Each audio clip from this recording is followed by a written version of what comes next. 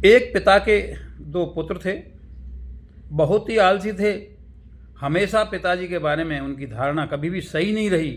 वो हमेशा यही कहते कि पिताजी का तो दिमाग ठीक नहीं है।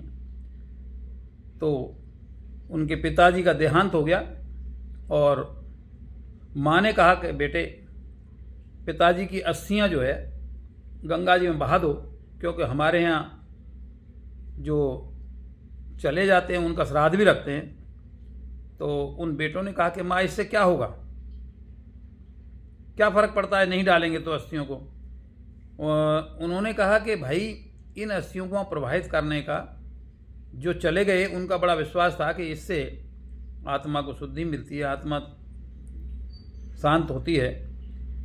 तो अरे माँ, इससे क्या होना है, श्राद्ध करने से क्या होता है। कुल मिलाकर उन्होंने उसकी बात नहीं मानी, लेकिन जब ज़्यादा ज़बरदस्ती की गई तो छोटे बेटे ने कहा ठीक है, मैं चला जाता हूँ। तो साइकिल से वो उन अपने पिता की अस्थियों को लेकर गंगा जी के रास्ते चल पड़ा।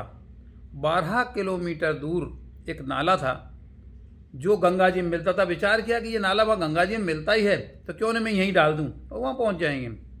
तो वो डाल के आ गया। तो माँ ने पूछा कि बेटा, तू करके आ गया, अस्थियों को प्रवाहित करके आ गया? क्या? हाँ माँ, रात को स्वप्न हुआ, उस माता को, उन बेटों की माता को उस पिता ने स्वप्न दिया कि ये क्या किया, ये नालायक बेटे को भेजा, वो अस्थियाँ यहीं डाल के चला गया, गंगा जी तक भी नहीं पहुँचा।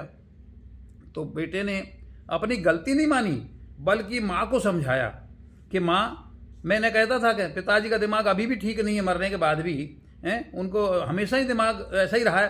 अरे वो 12 किलोमीटर यहाँ तुम्हें सपना देने तो आ सकते थे, लेकिन 4 किलोमीटर उधर नहीं जा सकते थे गंगा जी में।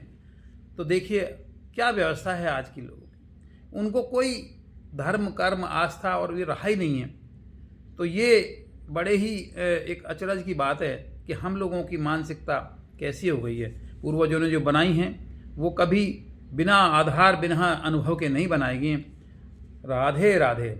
इस तरह के हास्यपूर्ण, सारगर्भित प्रसंग सुनने के लिए मेरे इस वीडियो को लाइक और सब्सक्राइब कीजिए।